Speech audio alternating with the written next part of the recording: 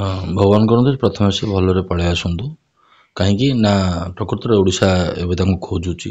ନିଶା ସେତେବେଳେ ବଢ଼ିଯାଏ ଯେତେବେଳେ ଗୋଟେ ବେଦନା ବଢ଼ିଯାଏ, ଯେତେବେଳେ କଷ୍ଟ ବଢ଼ିଯାଏ, ହୁଏତ ସେଇଟା ବି ହେଇଥାଇପାରେ। ଆମେ ତ ଜାଣିନେ ତାଙ୍କ ପର୍ସନାଲ ଲାଇଫ ବିଷୟରେ କ'ଣ ଖାଆନ୍ତି କ'ଣ ନ ଖାଆନ୍ତି। ସେ ନିହାତି ଆବଶ୍ୟକ ଅଛି ଓଡ଼ିଆ ଇଣ୍ଡଷ୍ଟ୍ରି ପାଇଁ, ଓଡ଼ିଆ ଦର୍ଶକଙ୍କ ପାଇଁ।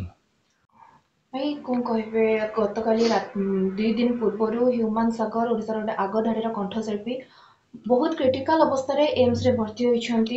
ଅବସ୍ଥା ବହୁତ ସଙ୍କଟାପନ୍ନ ଅଛି। କଣ କହିବେ ତାଙ୍କ ବିଷୟରେ? ତାଙ୍କ ପରିବାରକୁ ଭେଟିଛନ୍ତି, ଏମ୍ସର ଡାକ୍ତରମାନଙ୍କ ସହ କଥାବାର୍ତ୍ତା ହେଇଛନ୍ତି। ଭଗବାନ କରନ୍ତୁ ପ୍ରଥମେ ସେ ଭଲରେ ପଳେଇ ଆସନ୍ତୁ କାହିଁକି ନା ପ୍ରକୃତରେ ଓଡ଼ିଶା ଏବେ ତାଙ୍କୁ ଖୋଜୁଛି।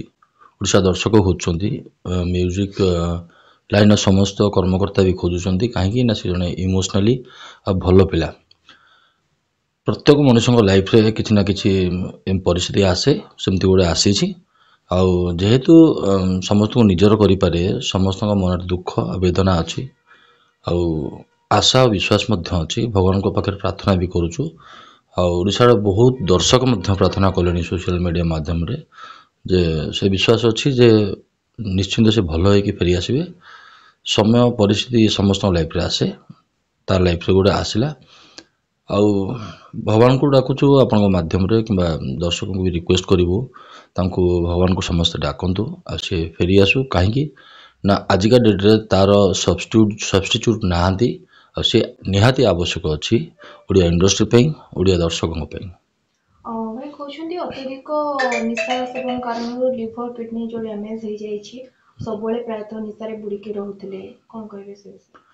ଦେଖନ୍ତୁ, ଏମିତି ପ୍ରତ୍ୟେକ ମଣିଷ, ପ୍ରତ୍ୟେକ କଳାକାର ହୁଅନ୍ତୁ କିମ୍ବା ଅଲଗା ସେକ୍ଟରରେ ଯେଉଁମାନେ ବି ଅଛନ୍ତି, କିଛି ନା କିଛି କେତେବେଳେ କେମିତି ନିଶା ଖାଆନ୍ତି। ସେଇଟାକୁ ନିଶାସକ୍ତ, ସେ ନିଶା ସେତେବେଳେ ବଢ଼ିଯାଏ ଯେତେବେଳେ ଗୋଟେ ବେଦନା ବଢ଼ିଯାଏ, ଯେତେବେଳେ କଷ୍ଟ ବଢ଼ିଯାଏ, ହୁଏତ ସେଇଟା ବି ହେଇଥାଇପାରେ। ଆମେ ତ ଜାଣିନେ ତାଙ୍କ ପର୍ସନାଲ ଲାଇଫ ବିଷୟରେ କ'ଣ ଖାଆନ୍ତି କ'ଣ ନ ଖାଆନ୍ତି।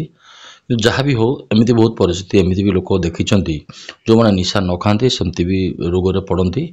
ଆଉ ସେଇଟା କହିହେବନି, ଯେଉଁମାନେ ସାଧା ପାନ ଖଣ୍ଡେ ଖାଆନ୍ତିନି ସେମାନେ ବି କିଡ଼ନୀ ରୋଗରେ ପୀଡ଼ିତ ଅଛନ୍ତି। ଆମେ ବହୁତ ପ୍ରମାଣ ପାଇଛୁ ଆଗରୁ। ସେଠିକି ଯିବାନି, ଯେଉଁ ପରିସ୍ଥିତି ଅଛି ସେ ପରିସ୍ଥିତିରେ କାନ୍ଦ ଲଗାଇବା ଆଉ ଭଗବାନଙ୍କୁ ପ୍ରାର୍ଥନା କରିବା। ସମସ୍ତେ ଠାକୁରଙ୍କୁ ଡାକିବା, ସେ ଭଏସ୍ ଆମେ ଆଉଥରେ ଫେରି ପାଉ, ସେ ଭଏସ୍ ଆଉଥରେ ଶୁଣିପାରୁ। ଧନ୍ୟବାଦ।